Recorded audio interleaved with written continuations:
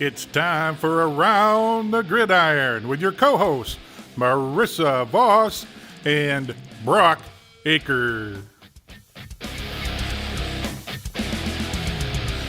What's up, guys, and welcome to another episode of Around the Gridiron. I'm Marissa Voss. I'm going to be hosting this episode here with my lovely co-host, Brock Aker. How are we doing on this Wednesday? I'm doing pretty good here. We're getting down now, almost half the season done with now baseball that finished up. So now really only football is playing right now. So all my attention now goes to the NFL. Absolutely. Well, I think if you've got to be an LA fan, you are ecstatic with how, these last two sports have gone. I mean, they have the Dodgers and the Lakers, and they have two world, national, whatever championships. That's pretty insane. I know my coworker Mary, she's wearing a Lakers hat today, and she's so excited. I couldn't imagine that because I am a Vikings fan, and I have never had that kind of happiness in my life. So that's fantastic. You know that feeling well, though. You're a Patriots fan. Yeah, well, LA needed it too after with Kobe Bryant, and that city really were down on the dumps. So both of those LA team winning 2020 definitely made it kind of even some things up, but still everyone misses Kobe, and nothing will really overcome that. No, gosh, no. I remember the first time we heard his passing, I was blown back. I couldn't imagine being a true LA fan and going through that. So we're gonna go on to this is I'm super excited about. Just came up with this, guys, today. It's a new segment that I like to call Two Truths and a Lie. Obviously, everyone knows this, and if you don't, you're living under a rock. You'd say two truths, one lie, and then you have to pick one out. Well, I came up with these, so Brock has to pick them out, and they are football themed. One is the Vikings, one's the Patriots, and one's just a random team, the Chiefs. So we're gonna see how well Brock knows his Patriots and Vikings and everything else. So Brock, here we go. The first one, Vikings. Two truths and a lie. You have to pick out the lie. Okay. First one, they are looking to get rid of Adam Thielen. Second one, the Vikings' first season was in 1961. And third, Randy Moss has a retired uniform number for the Vikings. Which one is the lie? Randy Moss on Monday Night Football, I don't know if that was getting enshrined to the Hall of Fame or was that his number getting retired. I know that was against the Packers. I think it was last year even. Mm-hmm. Their first season was in 1961. That seems right. So I'm going to say two's right. I'm going to say the lie. The lie is they're trying to get rid of Adam Thielen. That's the truth. Damn it. They're actually looking to trade Adam Thielen right now with Harrison Smith. The lie is Randy Moss actually doesn't have a retired uniform number. He's just inducted into the Football Hall of Fame, but he doesn't actually have a retired number. And that is off of a stats. If anyone wants to fact check that, I found that out on the internet, which I was really shocked by. It's so stupid because I was so shocked by that. You have all the purple people eaters, Tarkenton and Alan Page and Carl Eller and, Chris Carter. I have all of those. I'm actually going to look that up right now and see retired Vikings. But no, I thought he was really I didn't understand it, to be honest. The other thing is I think the Browns with Obadell Beckham tearing his ACL, you have Stefanski who loves Thielen. I thought maybe Thielen going to the Browns would be a possibility, but it sounds like you said they're not trying to trade him, huh? No, and it's funny because that's the thing is that they're making so many trades right now and they're making so many things. So all these rookie players veteran players are going to places that you would have never expected. People are you're going to trade Adam Thielen? Apparently they want to rebuild. Apparently they don't think that whatever they're looking to trade him and all these other people. I don't know. Like I said, I think they're just trying to wipe the slate. I don't know why you would get rid of Adam Thielen since I don't see him working well anywhere else. He's kind of like a Larry Fitzgerald in my book. He might always be a Viking, like Larry will always be a Cardinal. So that's the thing that has me very befuddled. But the Vikings have retired 6 numbers. They have 10, Fran Tarkenton. They have 53, Tingelhoff. They have 70, Jim Marshall. 77, Corey Stringer. 80, obviously Chris Carter, and 88, Alan Page. So those are the ones that are actually retired, and it's kind of shocking to me that they don't have Randy Moss retired just because he did so much for that program and he's still doing so much for that program. I think if there's anyone to be retired next, it's going to be him for sure. Yeah, I So definitely could see it. we are going to go on to the Patriots now. Brock, I'm going to test this out and see which ones you know. So they were founded as the Massachusetts Patriots in 1970. A fire broke out in the stands, and Tom Brady could have played pro baseball. Which one is the lie? Well, I know Tom Brady could have played pro baseball, so that's a truth. A fire broke out in the 1970s. That I wasn't even. That's like 50 years ago. I'm like 20. You have to know these things, Brock. Massachusetts Patriots. I feel like the fire breaking out has to be true. Otherwise, that used to be random. So I'm going to say the lie is they're founded as the Massachusetts Patriots. Beautiful. Good job, Brock. They were actually founded as the Boston Patriots. Yeah, okay. Yeah, so I had to make that one a little bit easy. I couldn't give you all hard ones, but yeah, I was actually super surprised to find out that a fire did break out in the stands. There was also another one that said they had toilet issues. So once, like one in the stadium, so they would have games where it just smelled like poop everywhere the entire game. Well, it makes sense too that back in the 70s, the Patriots are nobody until Bill Belichick. So they're pretty much the Eagles before the Eagles won the Super Bowl. Their fan base probably was just all pissed off at the world. So yes, perfect. So let's go on to the last one, the Chiefs. This one's going to be a little bit harder, but I want to see if you can do this. So the team originally played in Dallas and was known as the Texans. First season was in 1959, and they played in the first ever Super Bowl. Which one is the lie? I know they played. Yeah, I know they played in the first Super Bowl and lost to the Packers. 1959, or the team originally played in Dallas. Okay, I'm gonna say again. I'm just doing the multiple choice. I feel like the odd one is the Dallas playing the Texans. I don't think that would have come up without like it being true. So I'm gonna say the lie is their first season was in 1959. Good job. It was in Let's 1950. Let's go. 2 out of 3. Let's go. You're good at multiple choice, man. That was impressive. I'm not gonna lie. The hardest one was the Viking one. I had to make that a little bit hard, but Brock, you win Miller 64s. Congratulations. Well, what happened to I got dinged when I got the Vikings one wrong. Where's like the clap applause or whatever when the Pats and Chiefs were correct? Woo! right. Let's go, Brock. There we All go. right, You happy now? Yeah, So that'll suffice. that'll suffice. So I thought, and then we're going to do actually another new segment, just a little did you knows. I was scrolling through TikTok as I am because I'm addicted, you guys. And I was looking at Christian Wilkins from the Miami Dolphins is a huge Hamilton fan. And I'm a huge Hamilton fan. I had no idea. So one day during practice, he was singing like Hamilton. And they actually surprised him via Zoom with one of the main characters from Hamilton. So that's a kind of a weird thing. You wouldn't expect like a big girly guy to just love musicals, but apparently he does. I haven't seen Hamilton. I heard it's good. I heard that it was supposed to be it was rated R right away, but they had to cut out like so many F-bombs down to like 1, so it went to PG-13 so Disney Plus could air it. So it sounds like, even though it's I guess I don't even know what it sounds like because I haven't even watched it. So I guess I should just stop right there. It's so good. It's like history because it's the life of Alexander Hamilton, who was a founding father. He's on the $10 bill.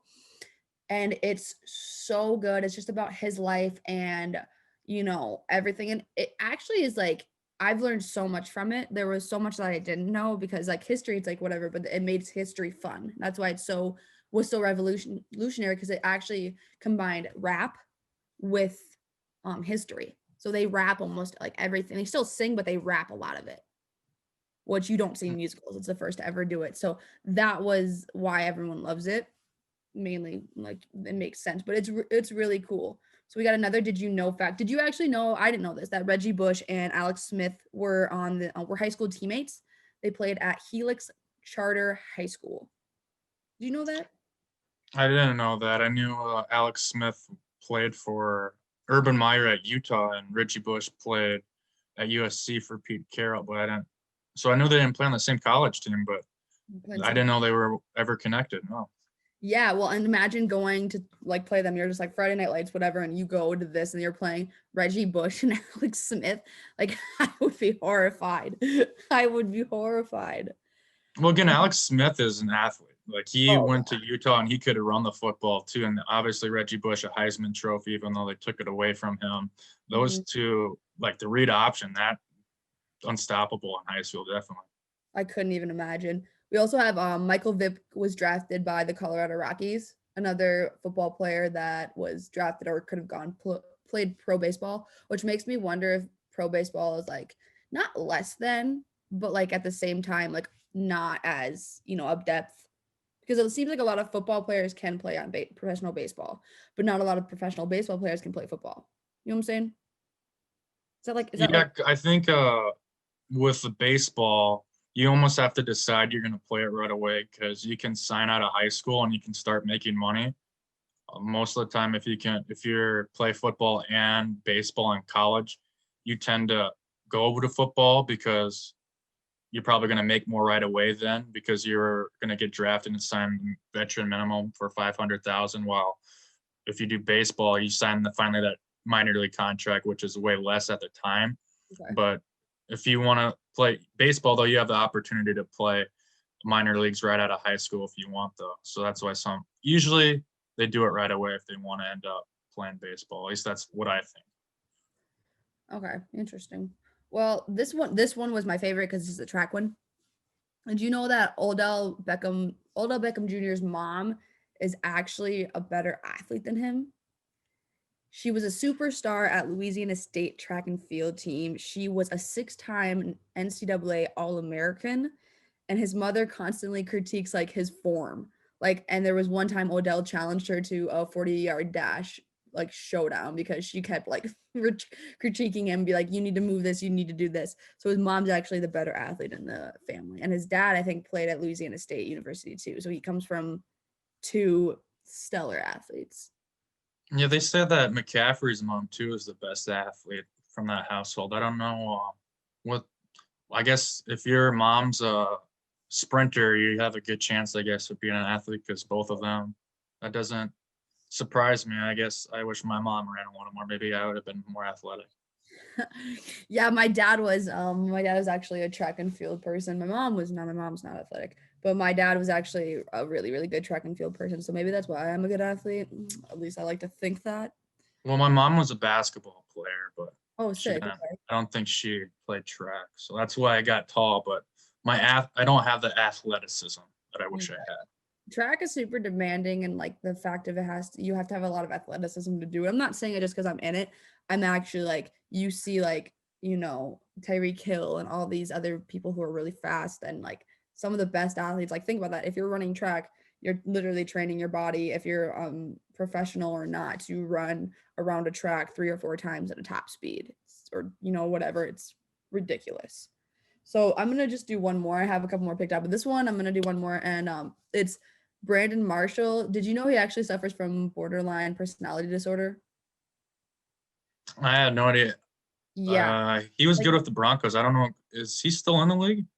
I don't think so. I think he's out, but I'm not entirely sure because these are like a little bit older ones. But I thought that would be more fun. But yeah, I don't even know if he's still in the league or not. I'm gonna look that up. Fact checking. Well, I hope.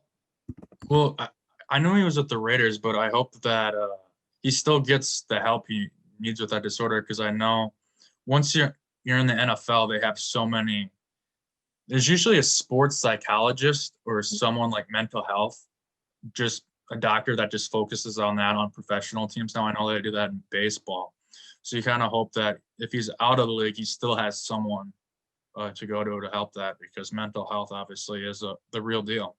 Yeah, and that's definitely like a borderline health, like personality disorder. To have him do that with football and still be good, like that's a really difficult mental health kind of thing. So to have him do that, that's like, I read that and I was like, holy crap, that's amazing.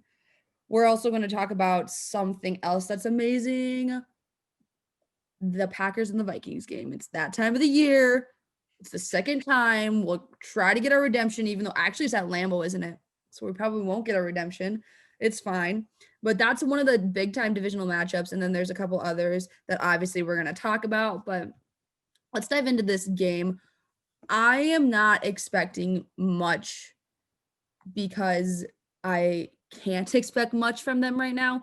You have the Packers that are doing so good on a lot of aspects. They did get tripped up by the Bucks.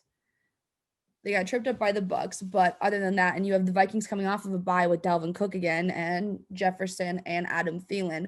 But at the same time, we're losing all of these defensive players.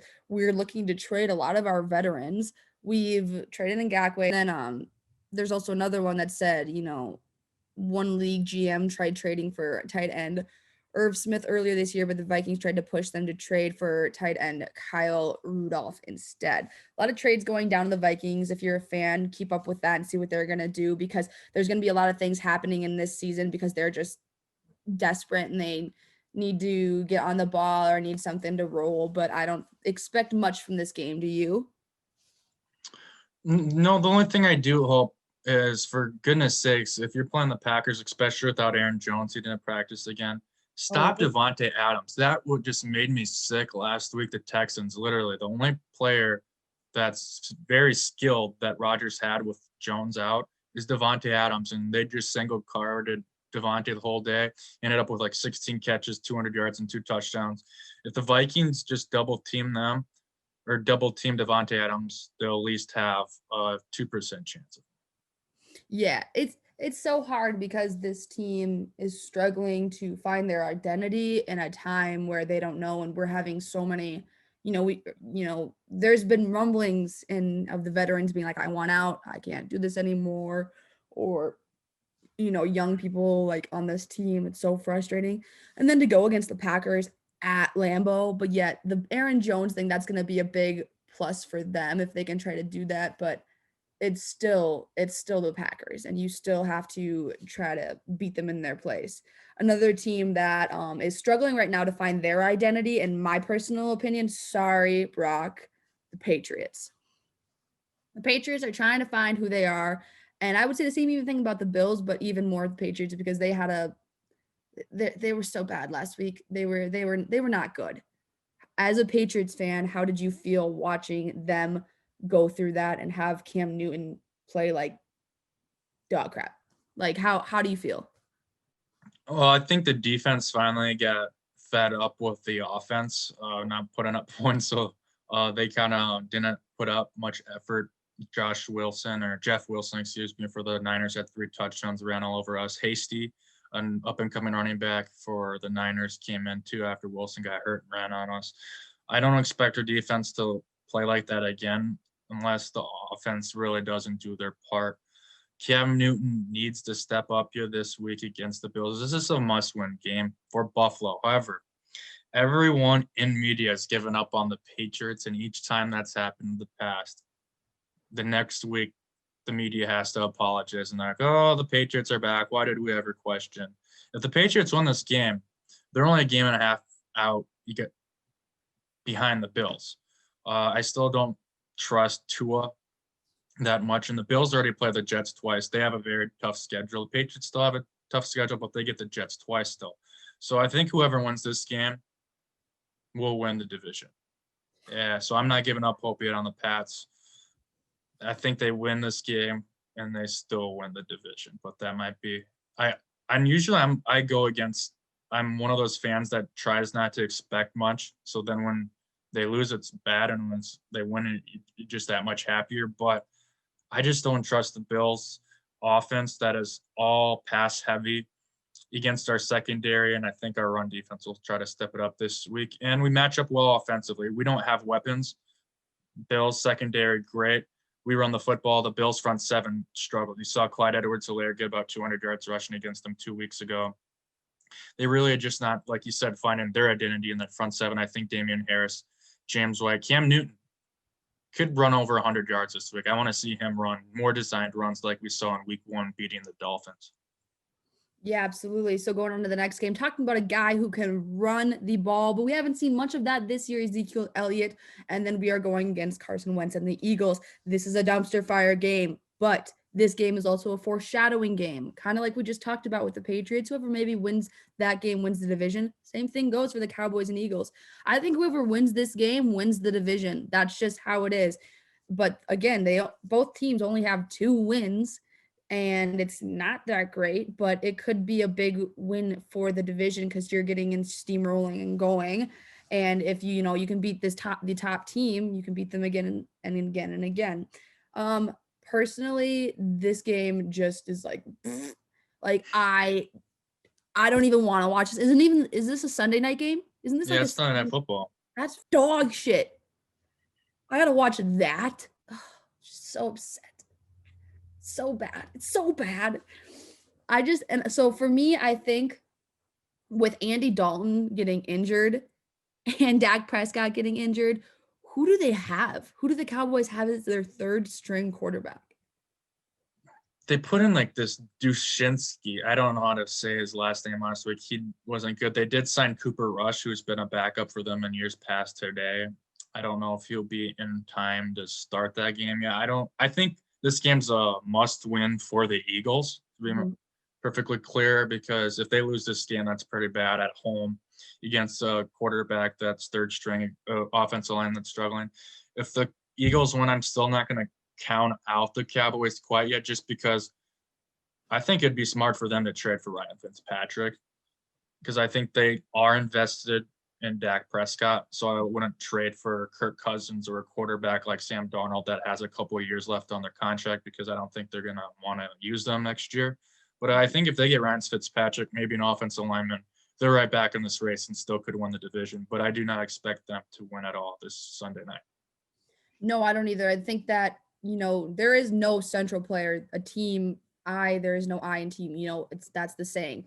But the quarterback is one of the most focal points of the offense because who throws the ball, who hands the ball, who runs the ball, who's the playmaker, the quarterback. When you don't have that central piece in the offense, it goes crazy. You can't have Zeke running the QB position. You have to have someone there. And when you lose your first string and then you lose your backup, and you got to go to your backup.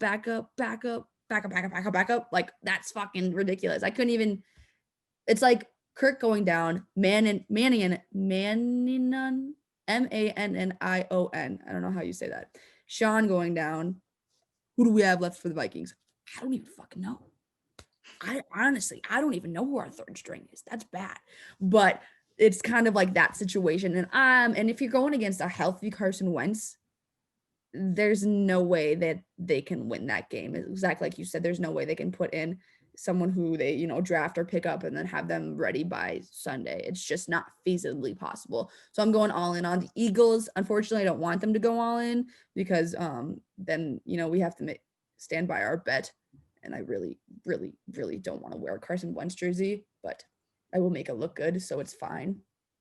As I make everything look good, Brock. So Yes, we're you talking do. Yeah, damn straight. We're talking about another team that makes everything look good. Actually, 2 teams that make everything look good, but especially the Steelers right now. They're making this look good and easy. They are the only undefeated team in the entire NFL right now, and they are loving it. They're doing so good, and it's standing by, your bet of having them win their division. But do you think that this is going to be the time the Ravens are going to be the ones who give them their first loss of the season? Because these teams are looking really good. Obviously, we know all the components. We've got Big Ben, we've got Juju, and then on the other side, we have Lamar Jackson and Dobbins. We have J.K. Dobbins. He hasn't been doing much, which is really, really upsetting to me that he hasn't. I'm sad about that. But are you looking for the Ravens to pull a big upset, or are you looking for the Steelers to be solid as always? I think the Ravens win this game. They're coming off a bye. The Ravens are actually favored in this game, which is kind of surprising with how the Steelers been dominant just because they're home. I think that's why they're giving the Ravens favor numbers if you bet. But I just think John Harbaugh is very good at coming off a bye and winning games. And they've got 2 weeks now to prepare for the Steelers. Mark Ingram's out for the the game most likely didn't practice this week. So I think J.K. Dobbins could actually finally have his full coming out party. Yes, he's going to cede some carries to Gus Edwards, but I don't see Gus Edwards as a guy that's going to split time with him. I think he's just going to take about 6 carries, 6 to 9 carries like he has been, and then Dobbins will get 15 to 16 carries. And I'm excited that game's going at the same time as the Bills and Patriots. It sucks. I wish that would switch around with the Eagles and Cowboys so I could watch it fully. But it should be a good game for any Steelers or Ravens fans or whoever. Their team's not going, so they get to watch that great game. So we're talking about this now for me and my my fantasy. I've got 2 big players out, but do you think this is the game where you put J.K. Dobbins in? He's only predicted 4.15 points, but you think you put him in and he's going to have a really good game, right? Is that what you're thinking?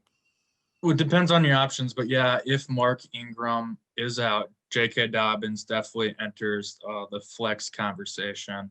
And if you have a lot of people on the bye, he could be an RB2 this week, definitely. Absolutely. So we're going to go on to another game, which was really fun to watch me, and hopefully these people have another maybe breakout moment. I think Jerick McKinnon could have a really good game with this crumbling Seahawks defense. I'm looking for him since last week. He had 0.1 negative points, but the 49ers blew out the Patriots. I was so pissed. It's like, how do you not have this man go off, but yet their entire team goes off? And my fantasy did definitely crumble without him, which I was very, very sad. So we're going to talk about this. DK Metcalf.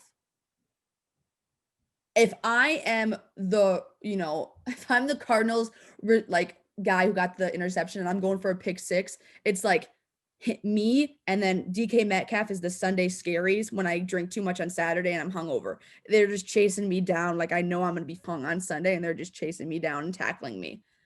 That play was electric. I didn't know how big DK Metcalf was and fast. That boy is like built. He's a big boy, and he was just trucking. Did you like how I remember watching that and I was like, yeah, I thought that was going to be the play that ended up the demise of the Cardinals that night, because they got tackled and they're at the 9-yard line, and then they went for it on 4th down at the 1, that same possession. They didn't get anything out of it. They somehow rallied and came back with that incredible win.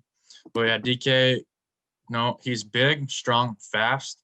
I think we talked about last episode, the only reason why he dropped was his cone test at the combine, but no, I think he's like 6'4" and he ran a sub 4.4. Definitely a great athlete. A lot of people forget maybe what happened against the Cowboys week 3, where he caught that touchdown and he let up at the 1-yard line, and Trevion Diggs punched the football out and it's cost his team a touchdown. So I think that's a makeup for him. I think I'm not giving DK like he's the total team player quite yet. That was a heck of a team play. But I do think that's a makeup from week 3. Yeah, I saw a clip of that and I totally forgot that happened. If you're a DK and if you're honestly a receiver, so this is the policy that I've always had with track when I ran. I tell this to kids who I coach. I tell this to any sprinter, right? When you're running a race and you're going and you're running and you're like first place, okay, let's say you're in first place and you're coming around the first curve or you're in the middle of a 100, whatever it is, your natural reflex is to look to see who's behind you, and you're like, oh, I got this. But once you look, you lose like half a second of a point in track. That's everything. That's the difference between getting second and third or fourth and fifth. Like that is a no-go. So when you are, a Cardinals player or anyone or, DK, you have to run until you get and you cross that line. In football, you do have to look a little bit to who's behind you and who's in front of you.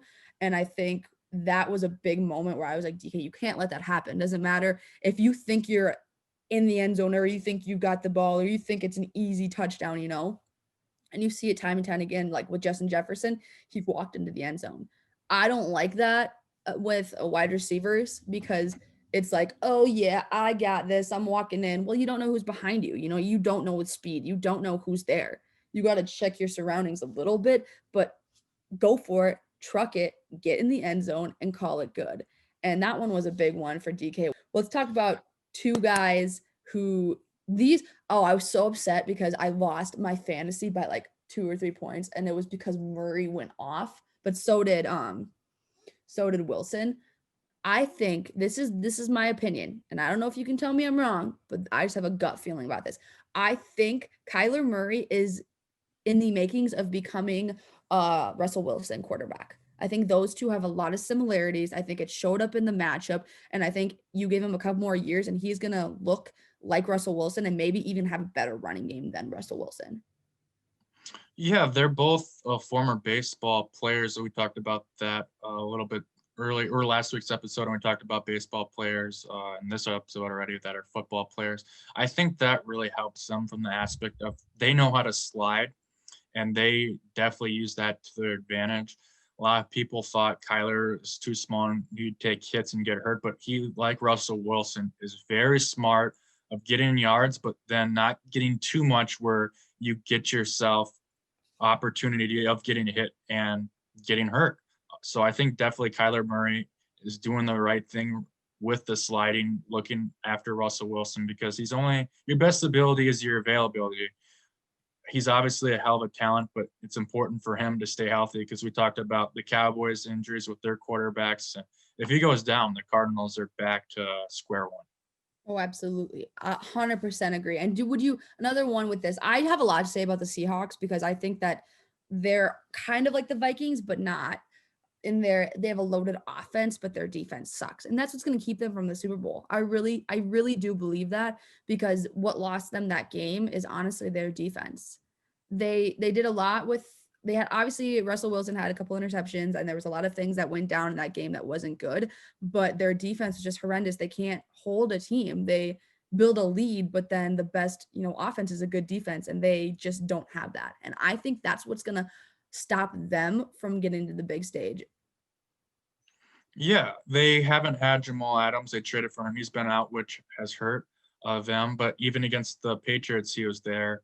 And the Patriots, Cam Newton, who looks awful right now. People want to bench him for Stidham. He threw like 400 yards and 3 touchdowns against that secondary, even with Jamal Adams. So even when they get that back, I agree it's going to still be a problem. They did trade this morning for Carlos Dunlap, a defensive end from the Bengals, who was good like 5 years ago. I wonder if he's got anything left in the tank. So that'll be interesting. But I don't expect that's the last trade the Seahawks do for some defenders, maybe a linebacking core. They got KJ Wright and Bobby Wagner, but someone to plug up the middle because the running game has been a problem as well. Everything is just kind of crumbling right now in Seattle, and you just can't, especially against the Buccaneers. Good defense. The Saints struggling defense, but they have a decent enough defense to stop Russell a couple times. You saw the Cardinals get a couple stops against Seattle, even though they gave up 34 points. It's very hard, no matter how good Russell Wilson, DK Metcalf is to score each and every time. And that's about what they have to do right now because their defense is giving it right back. Oh, absolutely. We're going to be talking about another team that I think, defense, offense, they may be struggling a little bit to find who they are and everything else. And this is going to be a huge testament to see if they're going to eat their shit when they benched Fitzpatrick. Tua is making his debut versus Jared Goff and Sean McVay and the Rams. And this is a big one for me because I want to see how he does. I want to see if this is anything. You and I have had this discussion where we're like, why'd they do that? Well, they knew they were going to do that. Do they have that much faith in Tua? I mean, maybe. Personally, I think I go by the mentality, if it ain't broke, don't fix it. And I'm wondering if that's going to happen against the Rams, because the Rams aren't horrible. They're not great. They're not a Vikings. They're not a New York Jets. But I wonder how this is going to plan out. And I wonder how their whole mentality at the Miami is going to be with Tua as their quarterback. What are you looking for in this game? I'm looking for them to hopefully protect Tua and keep him upright. We saw Nick Foles get hit a ton Monday night. You got Aaron Donald, Leonard Floyd. The Rams defense is back. Last year they kind of struggled, but Jalen Ramsey They have their second cornerback stepping up too. So the secondary is good. Aaron Donald obviously is the best defender in the NFL. I think it's a tough matchup for him to make his debut after this. I explained last episode, the schedule gets much easier defenses to go against. The thing that he's got working for him is the Rams just played Monday night, and now they have to go across country and play in a short week. However, I've been picking against the Rams when they played the Eagles and the Redskins because they played cross country. It doesn't seem to stop Sean McVay and Jared Goff. So I'm still going to take the Rams in this game. I think you would have to be a little bit like, not pessimistic, be like, like the Vikings fans that have that mentality of, they're gonna win. It's like, no, they're not. They won't win. You know what I mean?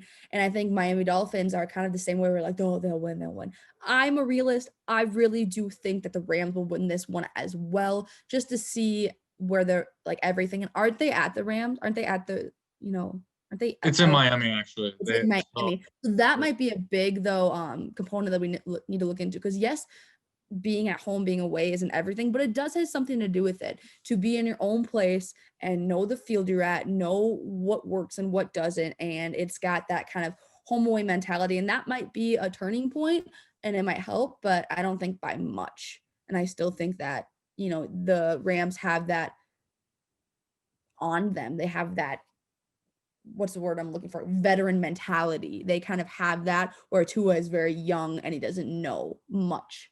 Because again, making his debut, starting quarterback, a lot of pressure riding on his shoulders. And let's see how he does, because when you go down with an injury that bad, it's hard to come back. It's hard to have that swagger. So we're going to see. And obviously he said he went in and made his debut of just not even the starting, but against the New York Jets. And so I'm very excited to see how this game is played out, but I don't have much faith in Tua. Maybe I bite my tongue. Maybe that won't happen. We're going to talk about another one that bite the tongue a little bit, I guess. Not really, but big upset for the Lions. Big, but not. I think a lot of people were like, the Falcons are going to win this just because it's the Lions, but the Lions do have a better record. And 1-1, what a game. That was, again, the Falcons are the Falcons, and they blow a lead and they can't do it. And it's how it is all the time. But I think Matt Stafford had a really good game. And I think that this was a good one to pick. And who didn't even we had Swift. How did he do in this game? Oh, I didn't watch a lot of it because I was working, unfortunately, but how did Swift come out in this game? He scored a touchdown right away. He kind of got stopped a lot. After that, the Falcons actually did a good job containing him. The Lions actually looked like they wanted to run the football, but the Falcons were making Matt Stafford try to beat him, and it worked for most of the time. I think Swift only had 27 yards rushing and like 27 yards receiving. So not a lot of yardage, but he did get in the end zone. He led the team in snaps, which looks good for his rest of the season outlook. However, they do play against the Indianapolis Colts, one of the best run defenses with DeForest Buckner and Darius Leonard. So if you have Swift, I would try to bench him this week. But obviously there's a lot of bias, so some people will still have to play him. And he still has upside no matter who he plays, but the floor is going to be really low this week against the Colts. Yeah, absolutely. Who do you have winning this game? Because we have Lions and Colts. It's kind of comparable to like the Cowboys and the Eagles. Not as bad, but it's a game where you're like, two teams, not that great of records, going against each other. You have Phillip Rivers, my take on Phillip Rivers and the Colts, but at the same time, I would kind of want them to get that 4-3 and work their way up. Maybe become a little thorn in the side. Maybe do something, because the Bears aren't doing that good right now. Bears are Bears. So I would like to see the Lions win this game. Who do you have in your corner? I'm going to actually take the Colts. Yes, it's in the Motor City in Detroit. Colts coming off a bye. I think they get Jonathan Taylor going this game. Hopefully, finally he has his breakout game. But I think Phillip Rivers might have a little bit of momentum coming into the game after this nice comeback against the Bengals.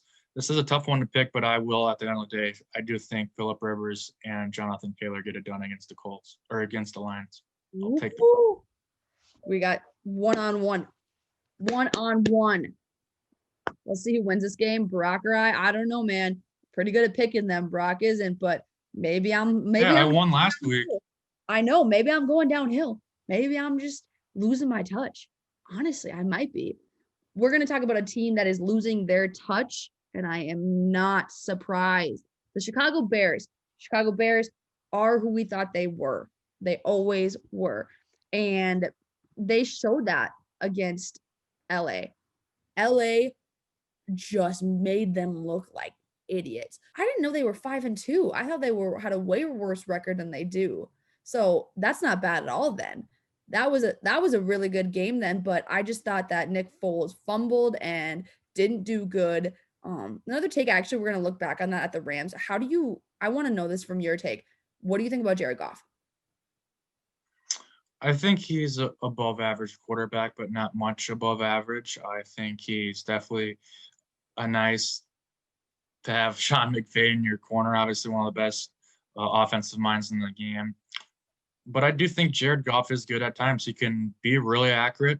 Sometimes, like against the Niners, he's just a little bit off, especially when you get in his face and blitz him. I feel like he struggles a bit. But once you get that run game going, the Rams are the best off of play action. Jared Goff is one of the better quarterbacks in the NFL. Yeah, well, you know what always freaks me out aren't they LA Chargers too? Yeah, they're both LA and I am. They have the same colors. They've got both from LA. It gets me tripped up every single time because I still think of the San Diego Superchargers, and I'm like, no, that's not right. And the same thing we talk about when we Washington Redskins. We're like, no, it's the Washington football team. There are certain things like that where I'm just like, I cannot get my mind around this. But no, not the Chargers, the LA Rams, Jared Goff. I think, yeah, him coming off of this game, that's huge. This is a big win for them, and they're not out of it. They're 5-2. I mean, that's a good record right now, having 5 wins for LA. I think the Bears, though, they're going on the downhill slope. I don't have a lot of faith in them because they are who they are and they are who they always have been. And Nick Foles is Nick Foles. And I think that they stunned a lot of people when they started doing good. And then they were at one point first in the NFC North. But this just shows that you can't fix who you are. As much plastic surgery or makeup or anything you want to do, you are who you are. And I think that's what's gonna struggle with them. Who are the Bears playing this next week for week 8? They played the game of the week on Fox at 3:25 against the Saints. So that's definitely a tough matchup. Drew Brees, him coming up, and Michael Thomas doesn't play this game, does he? Is he still inactive? Or is he didn't practice today. It sounds like he probably will be out another week. But Allen Robinson also for the Bears is in the concussion protocol, and he's their only real weapon. The Bears, they're not going to win many games if their offense can't score more than 20 points. The defense is good, but the Bears do have to still score 20 points to win. And you're just not confident every week that they're going to be able to do that. And now against the Saints, even without Michael Thomas, Drew Brees is good. Hopefully they get Emmanuel Sanders back. They still got Alvin Kamara, Latavius Murray.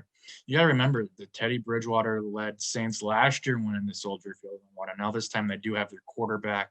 I see that as a blowout. I think the Saints win and the Bears might be starting Mitch Trubisky next week. Yeah, I think they were a little too premature. Well, you're working with, crap and then a little bit above crap, right? Like Mitchell Trubisky is not good, but Nick Foles is just better. But we've seen what he's been doing. And if Nick goes down, you've got to change something. This is football. You can't be like the Vikings and go, hey, we suck, but we're going to continue to suck with Kirk Cousins. Like that's not the mentality you want for a football team. And I think that if that happens, changes have to be made. And QB1, QB2 rotating back and forth wouldn't be a bad thing for the Bears. I'm going to get a little bit of a surprise question, but what was your biggest upsets or surprises for week 7? What was ones where you were like, I did not expect that? For me, it was the Cardinals. I did not expect the Cardinals to come out and win that game. As much as the defense was crumbling for Seahawks, I still thought they were going to pull out like every other game they have been, with their offense, but I thought that that was a big one when they almost had that pick six, and then Kyler Murray having an absolute dominant game. What was it? And even Hopkins really showing up. What was one of the biggest ones you had for week 7? What I was surprised at was the Bills, actually. They won 18-10, but they're all field goals. So Josh Allen didn't get any touchdowns against the New York Jets. I think that's kind of a glaring problem. That's why I'm still kind of confident. I wouldn't say confident that the Patriots are going to win, but think they're going to win. But that's the other surprise, too, is I did not expect the Patriots to get their ass beat by the Niners 33-6. I wasn't surprised if we would have lost that game, but I was surprised by the effort our defense played with. Just wasn't there from the first snap of the game to the offense, again, just not doing anything. So that AFC East, it shouldn't surprise us, as it's one of the worst defenses or worst divisions of football, it seems like, year after year, but it just seems like it's not getting any better. Even after these 20 years, it's always been the Patriots, and right now Bills are still giving the Patriots, I feel like, a chance. Absolutely. So we're going to go to now Brock's favorite segment of the episode, I think, but he loves this. He thrives in this. We're going to go would you rather, and we're going to split it up: QBs, running backs, wide receivers, tight ends. So I'm going to go and I'm going to say Joe Burrow can't talk today, obviously, or Justin Herbert. You place these two back to back, especially with fantasy points. This one's a little bit hard for me, but I think you have to look at who they're playing. You have Justin Herbert, since they're playing the Denver Broncos, and then you have Joe Burrow playing the Tennessee Titans.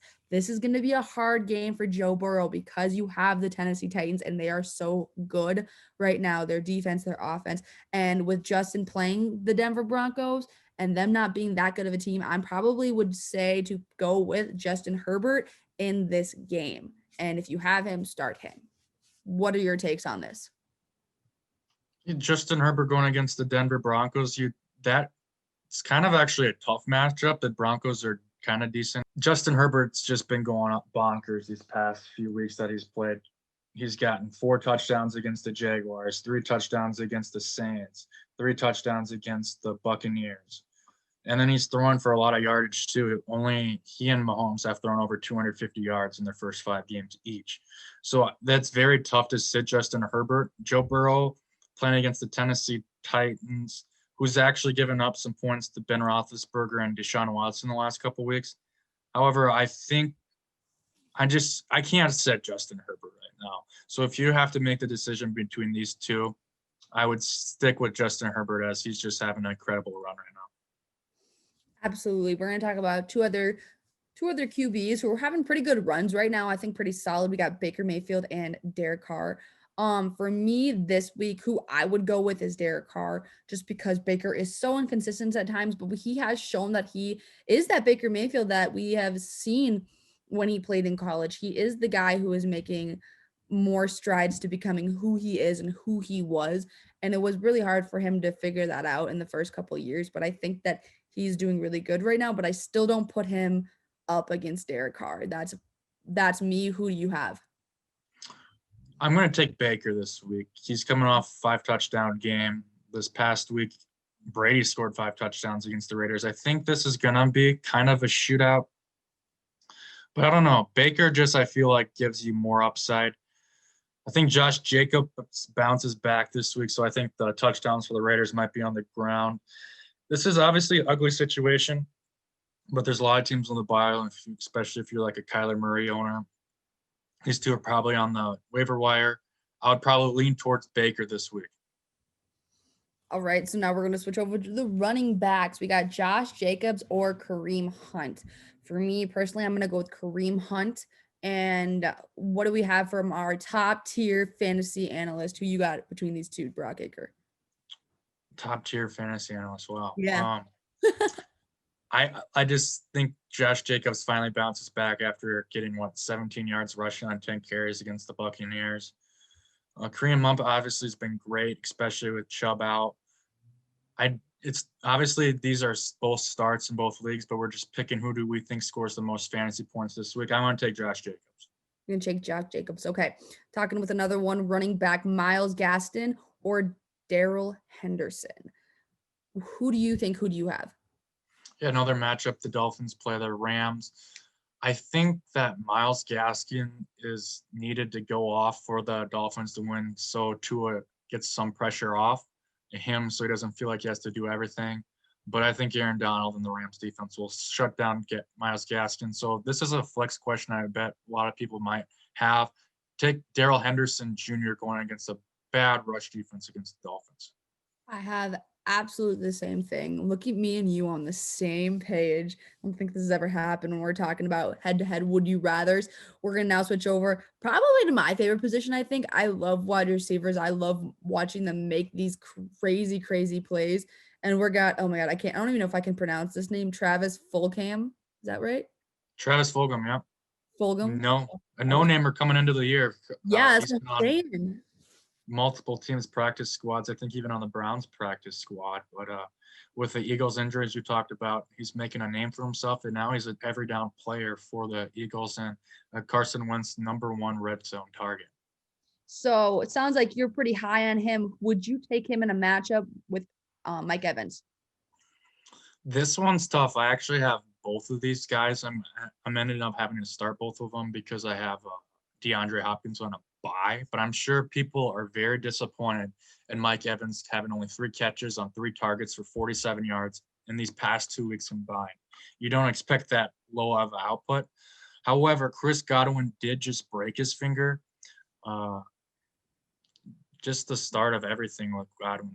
Fantasy owners, when he plays, people love him, but then he just keeps getting hurt. And with Antonio Brown lurking, Godwin, that's a scary guy to own. But going back to Fulgham or Evans, since Godwin's out, I'm going to start Mike Evans over Travis Fulgham because he's the #1 receiver now with Godwin out. Yep, I'm going to do the same thing. Mike Evans for the win. So we've got Brock's giving me all these names. Not Amari Cooper. We all know who Amari Cooper is, but Brandon Ayuk. Hey, you got it. That's a good. Let's go. Let's go. I'm so bad at pronouncing names. So like when the day comes when I have to do highlights, I'm going to be like, oh God, I'm going to butcher this. And if it's wrong, it's wrong. But Brandon Ayuk. So I think this is a really good matchup, but I just am such a big fan of Amari Cooper. And I love what he does on the field and how he's such a big playmaker, even though he's with a struggling team right now. I'm going to go with Amari Cooper in this matchup. Who do you have? I'm taking Brandon Ayuk, the rookie, just because you talked about the matchup against Seattle. Also, Deebo Samuel's out. I think Ayuk's the #1 receiver behind George Kittle, of course. But I think he has a nice game. And Amari Cooper going against Darius Slay. Darius Slayton went against Darius Slay last week on Thursday Night Football and didn't really do anything. Darius Slay's still a really good corner, and you don't know who's the quarterback for the Cowboys. This week, I'd actually start Brandon Ayuk over Amari Cooper.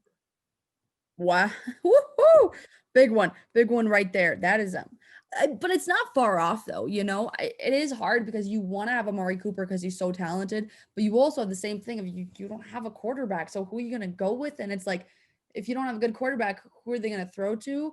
And that's kind of a big one too. When you're thinking about this, again, I will probably listen to Brock on this one because it's just, he's smart and with fantasy, and I'm obviously 6th in the league right now and I'm struggling on my 3rd loss in a row. I love this podcast now. Just my self-esteem just goes up. It's been a tough week, and then I come on here and I just get told I'm smart. I really appreciate that. My self-esteem now is back up. That's all you need, I guess. Start your own podcast. Get Marissa as your co-host, and then you get some confidence back. I'll amp you up every day. As I said, I am the best hype man, even being a girl. That's how it is. We're going to go now to our last one, tight ends. We're going to go Trey Burton or Eric Ebron. Ebron? Yep. Eric Ebron.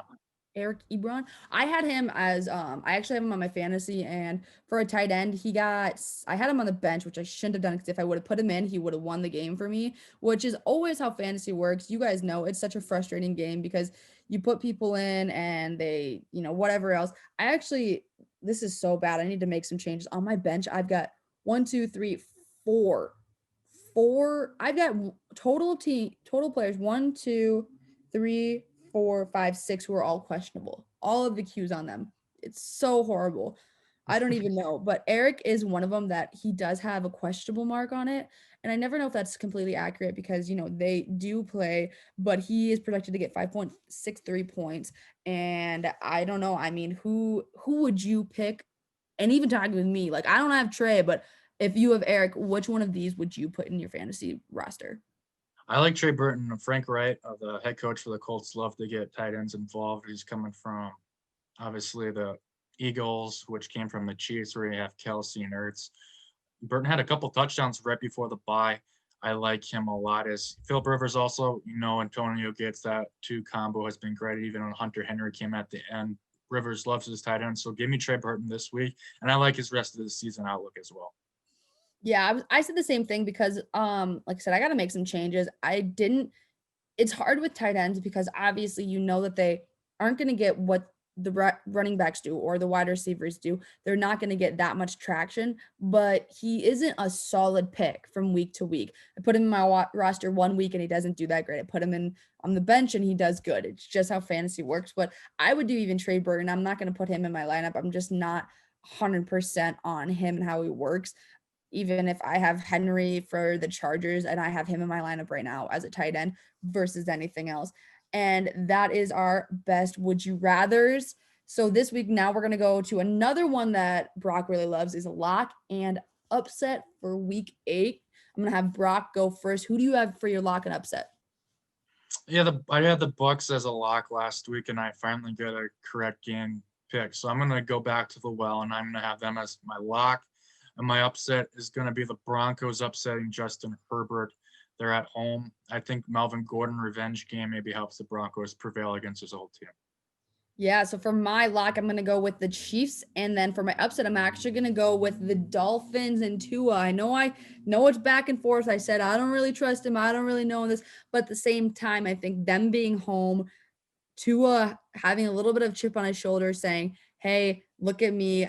I can do this and it's going to be a good game. That's who's I'm going to go for Chiefs and Dolphins. We're going to go. Chiefs is a really tough one, 19.5-point favorites.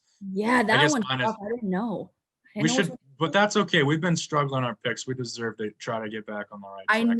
I need it, Brock. I literally, I looked at yours and I was like, okay, I've been struggling with this lock and upset, and this one is just like a hand me. So I need it. I need it. Okay. I need to have it. And if they lose, it's over. I don't even know if we can do this segment anymore. Like I'm just done. I'm burnt out. We're going to go then a little bit. I added this one in late, but I want to talk about it's going off of lock and upset. Which games are you most excited to see for week 8? Definitely my Patriots and Bills. That's, like I said, I think that decides the division. You're unbiased. The best football game to watch is going to be Lamar Jackson and the Baltimore Ravens against the Pittsburgh Steelers. They play again their second matchup on Thanksgiving night, which will be great as well. But anytime, the biggest rivalry, I feel like, in the NFL, they're 23-23 against each other. That's a true rivalry when it's that even. It's not one-sided. So that's good. Obviously, I think the best game of the week.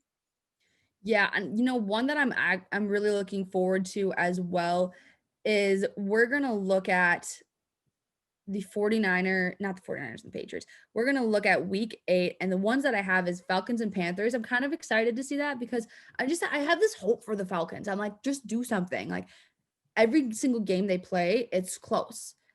And I'm waiting to see that. I'm not excited to see my Vikings and Packers because that hurts my soul. And I'm not excited to see New York Jets and Chiefs because we all know how that's going to plan out. But I'm really excited to see how the Falcons do versus the Panthers. And even, like I said, Rams and Dolphins. I think we're having pretty good football right now. Chargers and Broncos are going to be looking like a pretty good game too as well. And I think this is going to be a really good football game. And especially though you have some bad ones like Cowboys and Eagles, Vikings and Packers, the Jets, even maybe Broncos and Giants. I don't think that's going to do well, but another big one I want to look forward to is Browns and Raiders. I think this is going to be a really good matchup. And like you said, we have Baker Mayfield coming off of such a big win and such a big game that's going to be a good one too. We've got good football coming up. It's halfway through. Please cherish these moments because once it ends, I will be a shell of myself.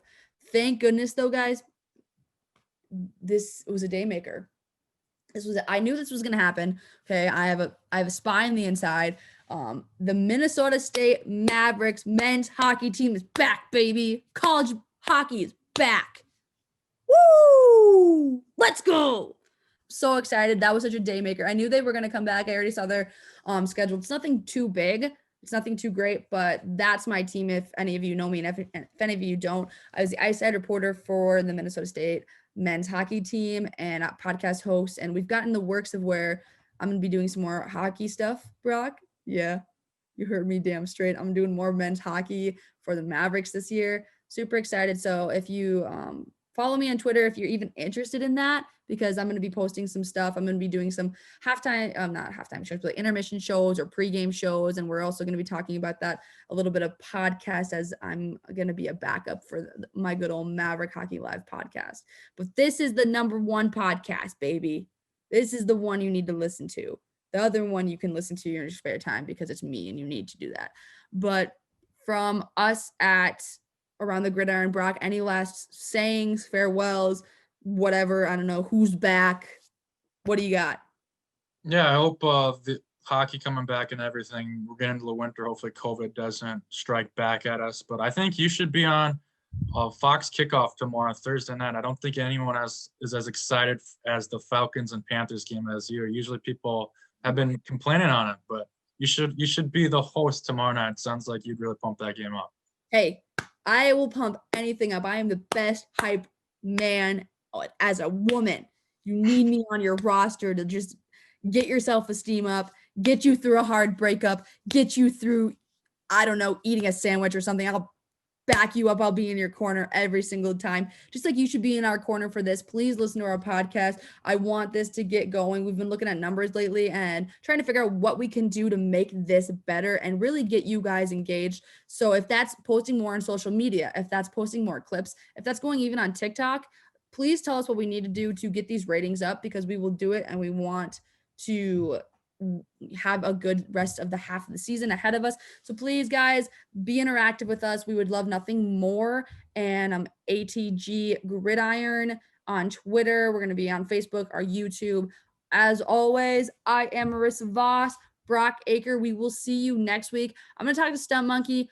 I'm a very busy woman and I'm very forgetful, but hopefully Stump Monkey will be with us next week. And if you don't know, Hot 96.7, he does the morning shows. Really, really funny guy.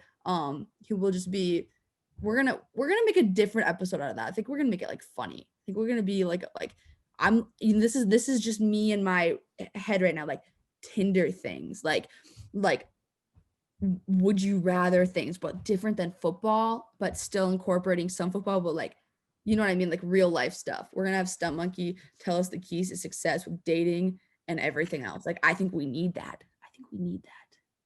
So if any of you souls out there looking to see what can I do to pick up a girl, maybe listen to next week. Maybe we'll just get some dating advice out of it. I don't know. But from us here at Around the Gridiron, thank you guys. Please listen in and have a great rest of your weekend. Look forward to Sunday.